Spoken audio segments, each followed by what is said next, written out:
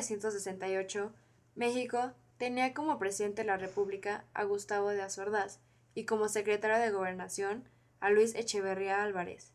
Era un gobierno autoritario en el que solamente se beneficiaba en el aspecto económico y político a un pequeño sector de empresarios, dejando a campesinos, obreros, empleados y en especial estudiantes sin perspectivas interesantes en la vida. ¿Y qué pasaba en el resto del mundo?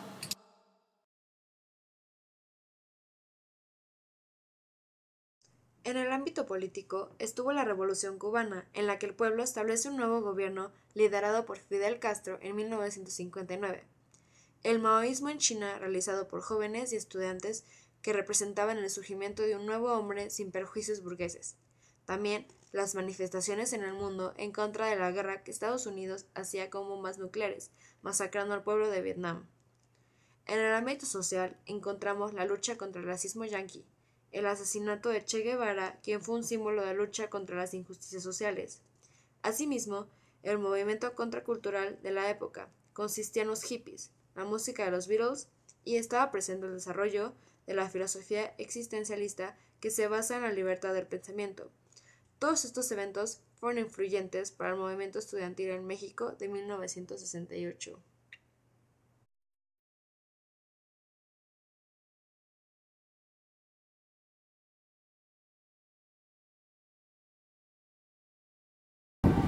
O sea, usted recuerde en el 68, durante toda esa década, pero sobre todo en el 68, no solo en México, en todo el mundo, hubo movimientos en contra del autoritarismo. O sea, como ahora se habla de las revoluciones árabes y todo este fenómeno que se está dando en algunos países, en el 68, algunos historiadores incluso lo denominan como la revolución cultural mundial del 68. O sea, porque fue en países capitalistas como Francia, como Estados Unidos, como Alemania, pero también en países del tercer mundo como México, como Chile, como Argentina, como Brasil, y hasta en países socialistas, la Revolución de Praga, ¿no? La Revolución Cultural en China. Bueno, yo pienso que fue una gran inconformidad que había en el pueblo de México contra el gobierno del licenciado Gustavo Díaz Ordaz. Es lo que es una constante en nuestro país, la marginación de ciertas clases sociales. Y entonces esto fue el detonante para que los estudiantes de licenciatura de la Universidad, del Politécnico, de la Normal, empezaran a agitar un poco para que se mejorara esta situación. Sin embargo, la chispa que prendió todo esto fue el pretexto, vamos a decir, que prendió todo esto, fue lo que ocurrió en una escuela que estaba anexa a la Vocacional 5, la escuela Ochoterena, donde policías, no recuerdo si eran policías o soldados, creo que fueron policías, que entraron correteando a los alumnos a la escuela Ochoterena, porque habrían hecho algo fuera, pero no tenían derecho los policías ni los soldados para entrar en ninguna escuela que tiene cierta autonomía. No tienen derecho. Y de ahí se agarró el Politécnico, que estaba la Vocacional 5 a un lado, y empezaron a levantar la voz contra esa injusticia. Y fue el detonador. Probablemente después se hayan agregado una que otra, probablemente después se hayan agregado algunos gremios de trabajadores y demás, pero lo cierto es que esto fue creciendo tremendamente, ¿no? Cuando estábamos en vísperas de los Juegos Olímpicos que se iban a efectuar en México en 1968, en ese mismo año, cuando parece ser que los estudiantes, antes ya había habido algunos actos que mostraban el descontento de los estudiantes contra el gobierno, y había choques, que ya empezaban a haber choques entre unos y otros. Los estudiantes quemaban camiones, quemaban trolebuses, inclusive pues hicieron un paro de silencio impresionante en el Zócalo, en que estaba todo en torno al Zócalo, los estudiantes entrelazados los brazos, en un silencio absoluto. Era impresionante ver tanto estudiante en silencio, porque así lo decretaron ellos. Pero se dice que después de esto, el ejército mandó tanquetas, no son tanques en sí, no son tanques ligeros, para deshacer el movimiento de los muchachos. La cosa es que los estudiantes secretaron un paro, un mitin, en la llamada Plaza de las Tres Culturas en Tlatelolco. Y la Vocacional 7 entonces estaba al fondo de las Plazas de las Tres Culturas, desde cuyo pasillo iban a estar los líderes de los muchachos. Empezaron a congregarse, empezó a llegar estudiantes y no estudiantes, y hasta vendedores ambulantes y todo aquel que quería llegar allí a la Plaza de las Tres Culturas, por curiosidad o lo que fue. Pero fue creciendo la cantidad de población que había ahí, principalmente de estudiantes.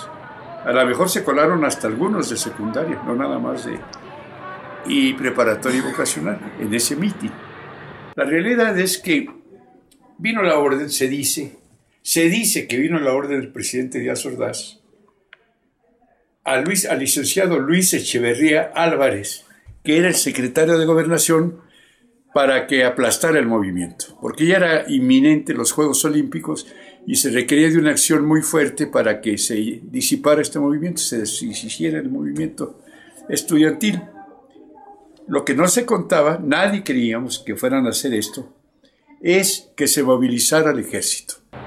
Llegó el ejército ahí y rodeó la plaza. No recuerdo si eran las 5 o 6, entre 5 y 7 por ahí fue más o menos. De un helicóptero salieron bengalas, que fue la orden para que empezara todo.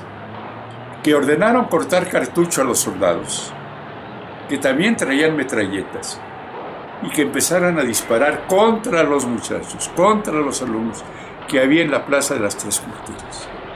Y los soldados dispararon. Probablemente algunos hayan subido los rifles un poco para no pegarle a los muchachos, pero la mayoría no lo hizo. Conclusión, hubo muchos muertos, se dice, y muchos heridos. Los muertos fueron trasladados, también se dice, al campo militar número 1, en camiones del ejército, y los heridos a diferentes hospitales, ¿no? Pero hubo alumnos que no volvieron a aparecer después de esto, cuyos padres ya no volvieron a ver a sus hijos.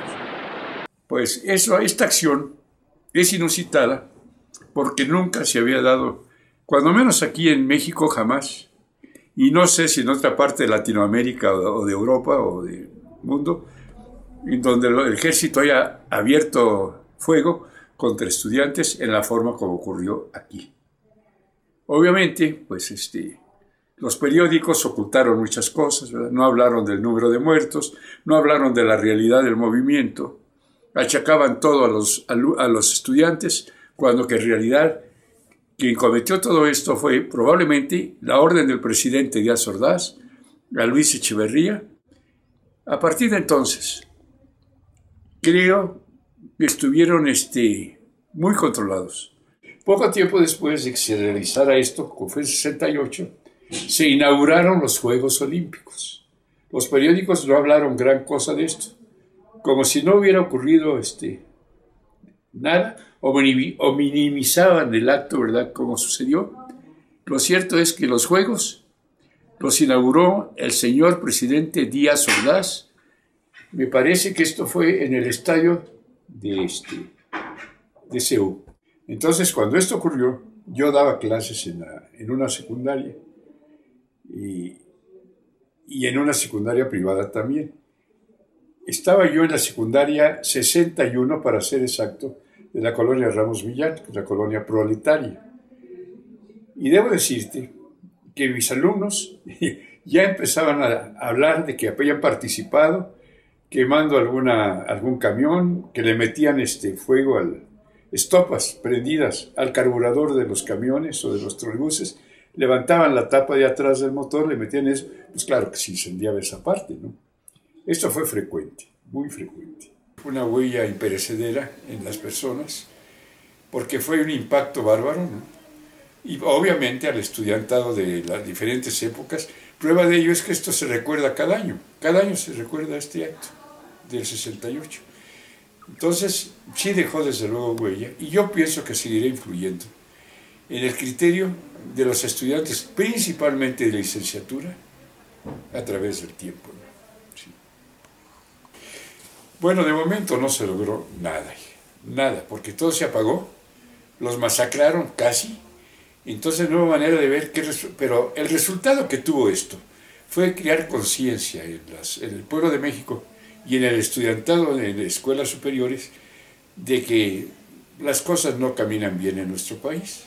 Yo considero que la mayoría de nuestros gobiernos, de los llamados de la Revolución para acá, la Revolución Mexicana de 1910 hacia acá, hacia nuestra época, pues no se ha logrado abatir la pobreza, la miseria en el pueblo de México.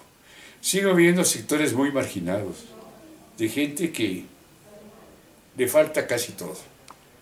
Mientras otros, gracias a Dios, tenemos lo necesario, muchos no tienen ni siquiera lo indispensable. Así es el asunto. Claro que el movimiento de los jóvenes de este tiempo no fue en vano.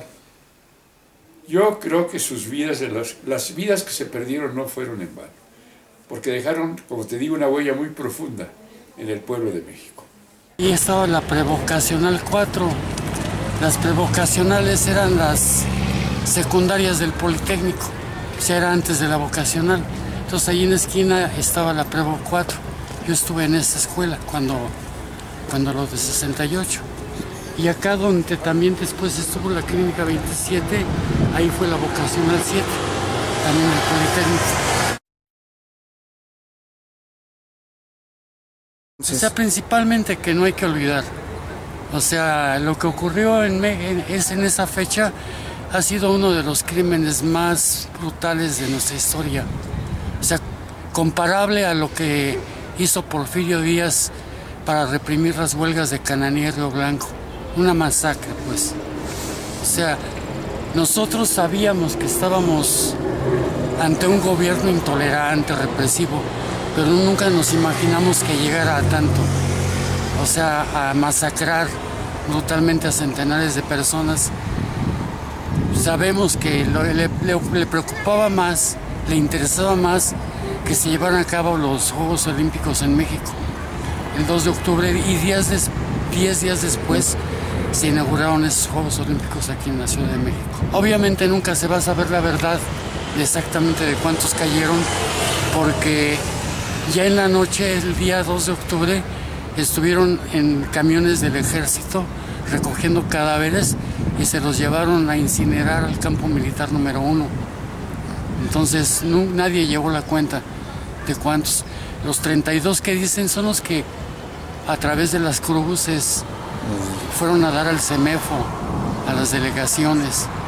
Pero no, o sea, por supuesto que no es cierto que 32 muertos, pero aunque hubiera sido uno, o sea, nadie, sobre todo diciéndose gobierno, tiene derecho a asesinar gente por pensar diferente de los que están en el poder.